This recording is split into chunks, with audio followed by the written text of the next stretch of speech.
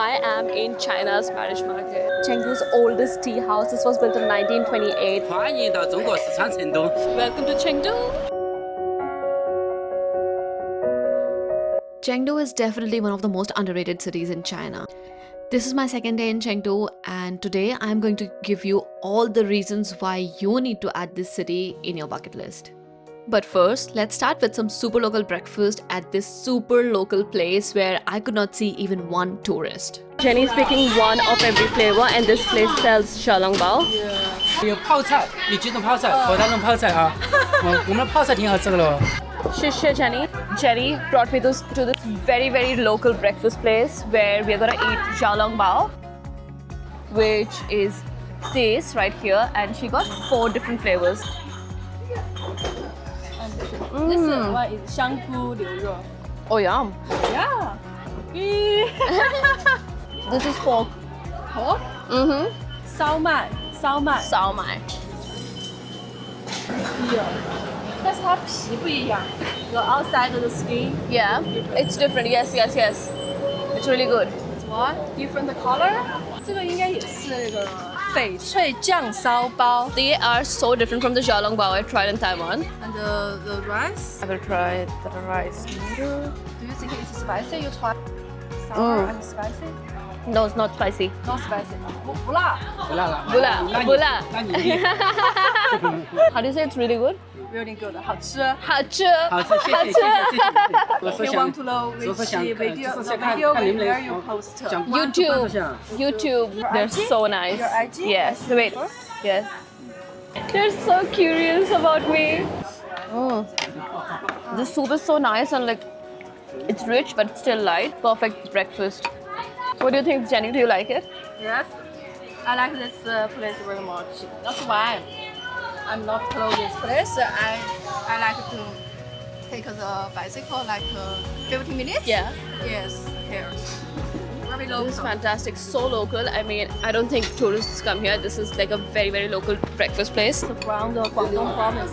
Guangdong province. Guangdong province. Oh, this is unique. So I thought that this is cabbage, but this is, I think, the skin of xiaolongbao stuffed with meat and dipped in sauce.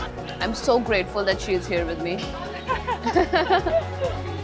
The special thing about this place, they make their xiaolongbao fresh in the shop from scratch every morning, and it starts from 7 a.m. and goes until 3 and super busy. Those people sitting there after this table, they gave us these 2 oranges to try. People are so sweet, man. Bye. Luck and coffee again. So this is a different xiaolongbao. This one is I like. This is so good. Yeah. 别吃网红了。哇呀！ Bye. Bye. From here onwards, it was just me making my way to explore the city.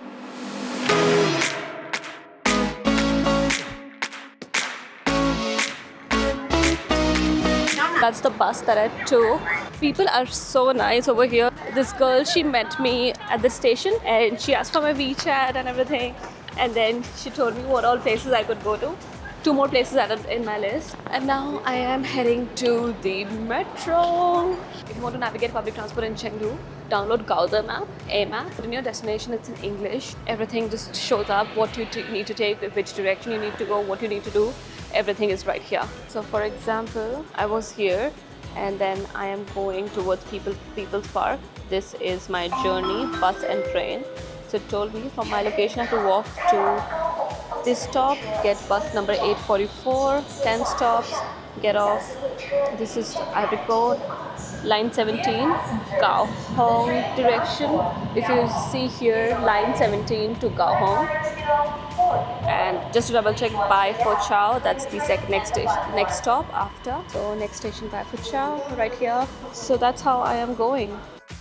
Welcome to People's Park. This is in Chengdu and one of the most famous places in the city because you will find equal number of locals and tourists around here.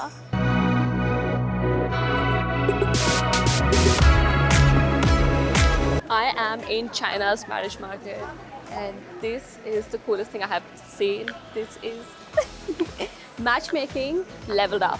They are all the people with their kids' biodatas at advertised. Welcome to People's Park. These marriage markets are just a form of matchmaking, and matchmaking is not new in China. It's an age-old tradition where matchmakers and parents find husbands and wives for their children. As cities grew and modernism took place in China, the old tradition started to falter away. But the societal pressure to get the kids married always grew. And that's how in early 2000s, marriage markets popped up. The first successful one was in Shanghai in People's Park.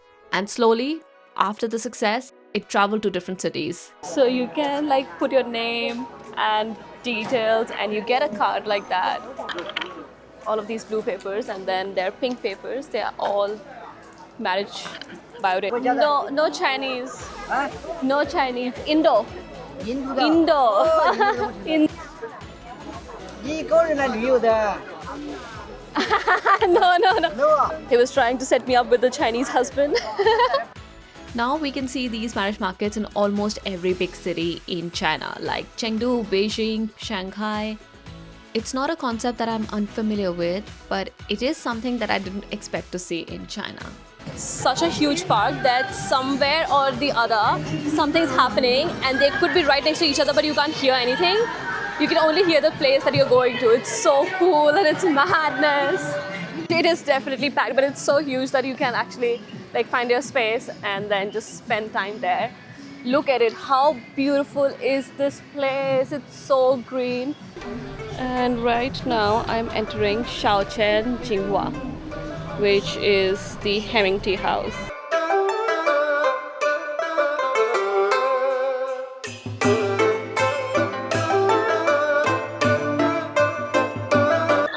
In Chengdu's oldest tea house. This was built in 1928 and is still operating. If you're coming here, you have to basically scan a QR code and you need to have WeChat. They take payments only through WeChat. If you're coming to Chengdu, you can't miss this tea house.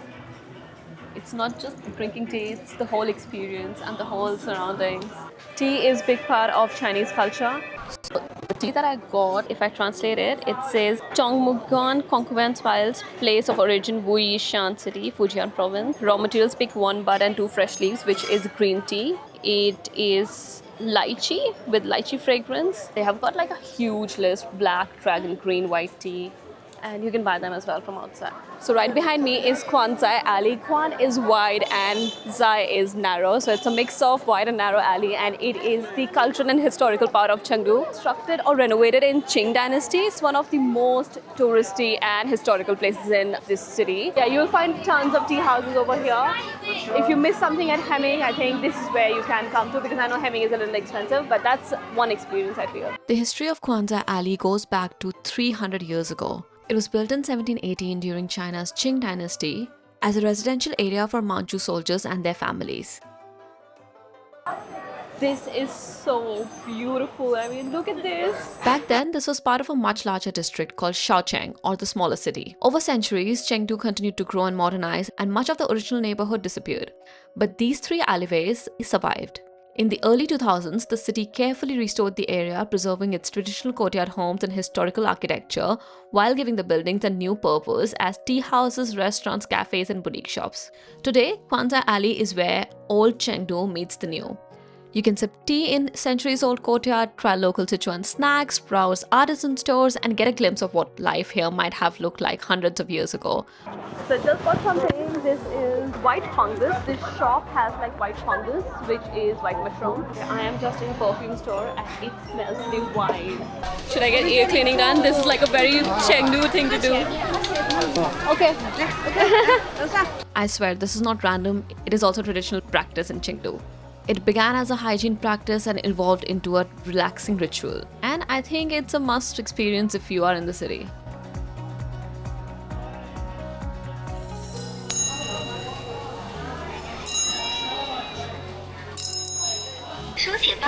OK。 谢谢, bye-bye. Bye-bye. I got my ears cleaned for 20 yuan. You can try this, just me. Just outside that road, one of the parallel roads, there's like a whole map of Chengdu, the old map, and right in front of it is this cool building, which I don't know what it is, but it looks super nice. 吃点皮儿。No, 没有。你吃不吃嘛？待会儿来啊。One thing that absolutely amazes me in Chengdu, it's the fact that the roads are huge. So 1, 2, 3, 4 lanes, and then 1 bike lane, and same goes for the other side as well. I mean, look at that size of crossing. It's insane. And then I was walking this side, and this is the size of the pedestrian street, along with some bike lanes. So I just reached Chunxi Road, which is my next stop. I got a bus. This is main city, I think. Look at that.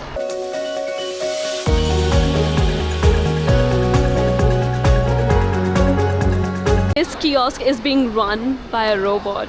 Okay, there's a woman inside as well. If Kuan Zhai Alley is Chengdu's historic heart, Chunxi Road is its modern one. It was first established in 1924 and it is one of the city's busiest shopping streets, lined with everything from boutique brands to luxury houses, international brands and department stores to street food. It's also home to Chengdu's famous giant panda climbing a shopping mall, and it's a photo spot you definitely cannot miss. While walking here, we also noticed this 3D billboard which had panda coming out of it, and it looked just like what you would see in Shinjuku, Tokyo. This is where we are having dinner. Okay, so we're having some beef soupy noodles. So good. If you like to eat, Chengdu is not going to disappoint you. Let's buy some tea. I wanted to buy some tea as souvenir, and instead of letting me buy from all the tourist areas, Jenny took me to this one shop which had premium tea, and they gave us a free tea tasting session.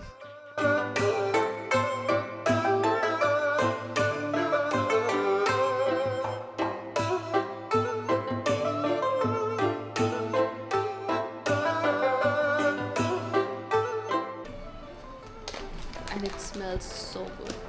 The rest of the night went by quite fast because Jenny's brother had joined us and he made sure that I see all the famous places I had in my list, which included Anshun Bridge. This bridge is almost 700 years old, rebuilt many times, but it still stands as one of those traditional architectures in the modern city of Chengdu. We are finally back to see the Twin Towers, and so worth it.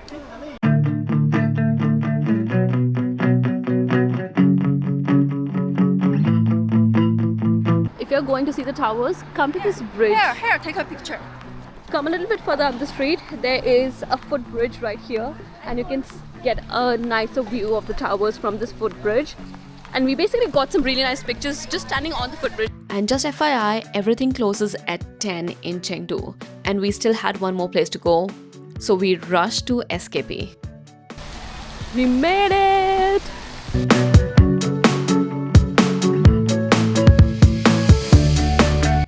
These fountains are officially called Tower of Life, which is an art installation located just outside of SKP Mall in Chengdu. It's a modern landmark inspired by one of Sichuan's most symbolic plants, bamboo. And in Chinese culture, bamboo represents resilience, growth, and prosperity. This is meant to create a space where traditional Chinese symbolism meets modern architecture. And I think that's what Chengdu is all about. It feels like a place where the past and future exist side by side. It's a city that proves travel isn't about just seeing new places, it's about understanding different ways of living. This day in Chengdu was a lot about tourist destinations, but sometimes the very popular tourist destinations a lot about a place than anything else. They're famous for a reason, right?